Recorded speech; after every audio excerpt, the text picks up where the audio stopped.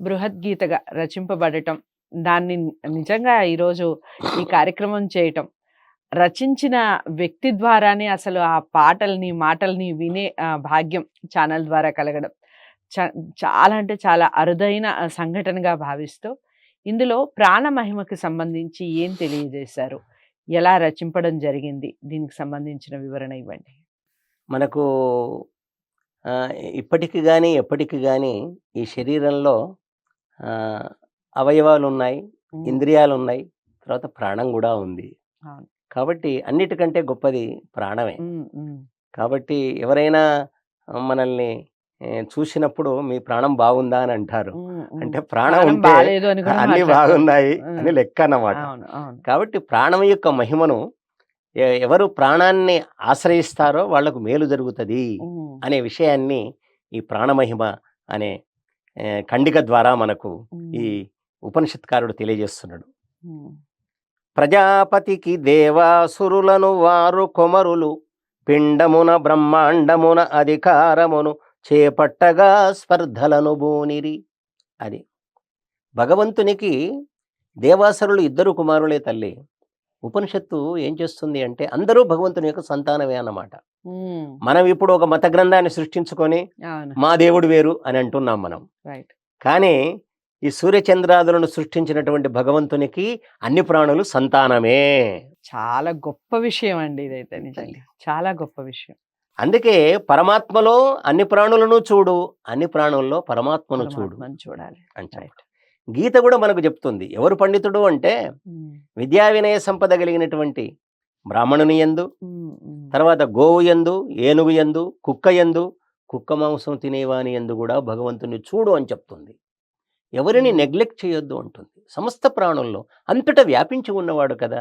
దేవుడు. కాబట్టి భగవంతుని స్వరూపంగా గాకుండా హ్మ్. భగవంతుని యొక్క సర్వ వ్యాపకత్వం తెలుసుకో అంటాడు.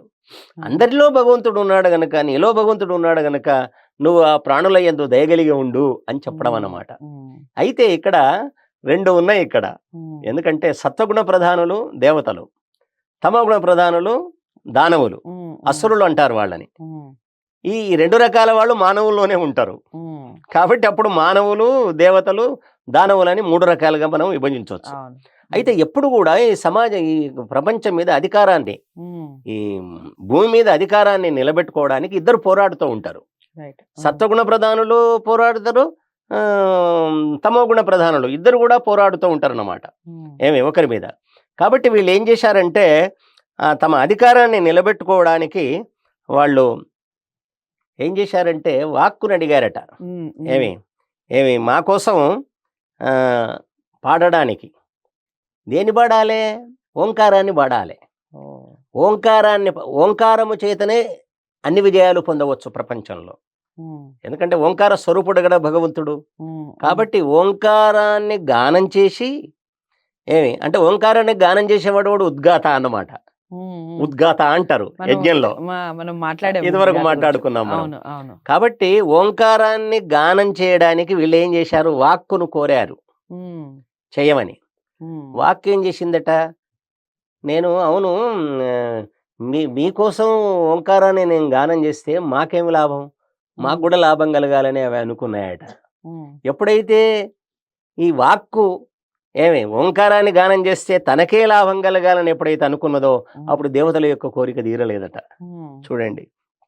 అప్పుడు అంటే ఆ పుణ్యం తనకే కలగాలని వాక్కు అనుకోవడం వల్ల హ్మ్. దేవతల యొక్క కోరిక తీరలేదు. హ్మ్. ఇప్పుడు మనము ఒక పని ఇంకోరికి చెప్తాం మనం.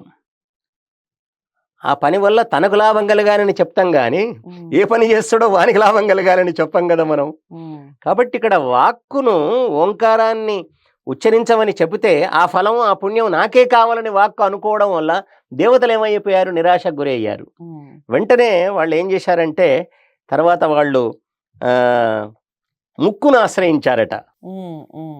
వాసన. ముక్కును ఆశ్రయించారు. హ్మ్. హ్మ్. ముక్కుతో ఓం అంటాం కదా! ముక్కుతో హ్మ్. గూడా మనం హ్మ్. ముక్కును ఉద్గాతగా ఉండమని కోరారన్నమాట. హ్మ్. అప్పుడు ఆ ముక్కేం జేసింది? అది తెలుసు కదా మనకు. ముక్కు చెడు చెడు చెడు గంధాన్ని గూడా తీసుకుంటదది. తీసుకుంటుంది. చెడు గంధాన్ని గూడా హ్మ్. తీసుకుంటది. హ్మ్. కాబట్టి నేను మీకోసం గానం చేస్తే నాకేం లాభం అని ఏమి ఆ లాభం మాకే కలగాలని అవి అనుకున్నాయట. కాబట్టి దేవతలు కూడా అక్కడ కూడా నిరాశను పొందారు. అసురుల మీద విజయాన్ని సాధించలేకపోయారు. తర్వాత వాళ్ళు కన్నును ఆశ్రయించారట. అప్పుడు ఆ కన్ను ఏం చేసింది? ఇప్పుడు స్వభావం ఎట్లుంటదంటే వాక్కు సత్యం పలుకుతుంది, అసత్యం పలుకుతుంది. కాబట్టి మీరు సత్యాన్ని, ఓంకారాన్ని ఉచ్చరించండి, సత్యాన్ని పలకండి అంటే అసత్యాన్ని పలకడం మొదలుపెట్టినాయి. అప్పుడు దేవతలకు విజయం కలగలేదు. అట్లే ముక్కు సుగంధంతో పాటు దుర్గంధాన్ని తీసుకోవడం వల్ల, గ్రహించడం వల్ల దేవతలకు లాభం కలగకుండా పోయింది. అంటే మంచిదే ఉండాలి, ఒకటే ఉండాలి. కాబట్టి అట్లాగే మనకు ఈ కన్నును అడిగారు. కన్ను ఏం చేసింది? మంచితో పాటు చెడును కూడా చూడడం మొదలుపెట్టింది. కాబట్టి అక్కడ కూడా దేవతలు విజయాన్ని సాధించలేకపోయారు.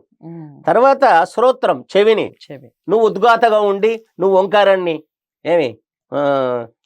ఉచ్చరిస్తున్నట్టయితే మాకు లాభం కలుగుతుందని దేవతలు అన్నారు. కానీ ఇది ఎట్లా ఉందంటే సైన్యాన్ని సేనాధిపతి కోరితే ఆ సైన్యం సేనాధిపతికి ప్రయోజనం కలగకుండా తమ ప్రయోజనం చూసుకున్నట్లుగా ఉంది ఇక్కడ. కాబట్టి ఇక్కడ కన్ను కూడా ఏం చేసింది అంటే మంచితో పాటు చెడును కూడా చూడడం మొదలుపెట్టింది కనుక దానివల్ల అది కూడా సక్సెస్ కాలేకపోయింది అన్నమాట. అంటే దానివల్ల కూడా దేవతలకు విజయం కలగలేకపోయింది. తర్వాత ముఖ్యంగా మనస్సును అడిగారు. అప్పుడు మనస్సు కూడా ఏం చేసింది? మంచి సంకల్పములతో పాటు చెడు సంకల్పాలు కూడా కలిగింది అయిపోయింది. అంటే మొత్తం మీద ఇంద్రియాలు మంచి చెడు రెండింటికి ఆలవాలమైనవి అన్నమాట. అయితే చివరికి ఏం చేశారు? ఎవరి వల్ల, ఏ ఇంద్రియం వల్ల మాకు లాభం కలగడం లేదని చివరికి ప్రాణాన్ని ఆశ్రయించాయట. ప్రాణశక్తి చాలా గొప్పది అన్నమాట. ఏమండి, ప్రాణం అంటే ఈ యొక్క ఏది మన శరీరం నడవడానికి కదా, అది 5గా విభక్తమైనటువంటిది. కాబట్టి ప్రాణశక్తి చాలా గొప్పది. కాబట్టి ప్రాణశక్తిని అడిగారట, నువ్వు ఓంకారాన్ని జపించమని. అరే, నేను భగవంతుడు సృష్టించినప్పటి నుంచి కూడా నేను ఓంకారాన్ని జపిస్తున్నాను, ఇబ్బంది లేదని ఓంకారాన్ని ఆ ప్రాణం ఉచ్చరించడం మొదలుపెట్టిందట. అంటే ప్రాణం ఉద్గాత అయ్యి ఓంకారాన్ని ఉచ్చరించడం వల్ల దేవతలకు ప్రయోజనం కలిగింది. అంటే ఇంద్రియాలన్నిటికంటే కూడా ప్రాణమే గొప్పది, అది మహిమ కలిగింది. దాన్ని ఆశ్రయించి దేవతలు విజయాన్ని సాధించారు. మనం కూడా ప్రాణశక్తిని గుర్తించి వ్యవహరించాలే, అప్పుడే ఈ ప్రపంచంలో విజయాన్ని పొందగలుగుతాము అని ఒక చక్కని సందేశాన్ని మనకు ఈ అందిస్తూ ఉన్నది ఈ బృహద్గీత ద్వారా. బృహదోపనిషత్తుకు సంబంధించి కూడా ఇలాంటి ప్రశ్నలే మనం అడగటం జరిగింది, మసంజన్నప్ప గారు వివరించడం జరిగింది. ఇక బృహద్గీతలో ఎలా రచించారు, ప్రాణం యొక్క విలువ ఏమిటి, భగవంతుడు ఎక్కడ ఉన్నాడు, అసలు ఎందులో ఉన్నాడు భగవంతుడు, మాటలో ఉన్నాడా, చూపులో ఉన్నాడా, లేదా మనం వినే వినికిడిలో ఉన్నాడా, ఇలా ఎన్నో ప్రశ్నలకి సమాధానం దొరికిందా ఈ ప్రశ్న ద్వారా? దొరికిందనే నేను అనుకుంటున్నాను. మరి ఇలాంటి విషయాలందరికీ షేర్ చేసే క్రమంలో మీరు ఖచ్చితంగా మర్చిపోకుండా లైక్ చేసి అందరికీ షేర్ చేయండి, ఛానల్ని సబ్స్క్రైబ్ చేసుకోండి. మరో మంచి ప్రశ్నతో మళ్ళీ కలుద్దాం. నమస్తే.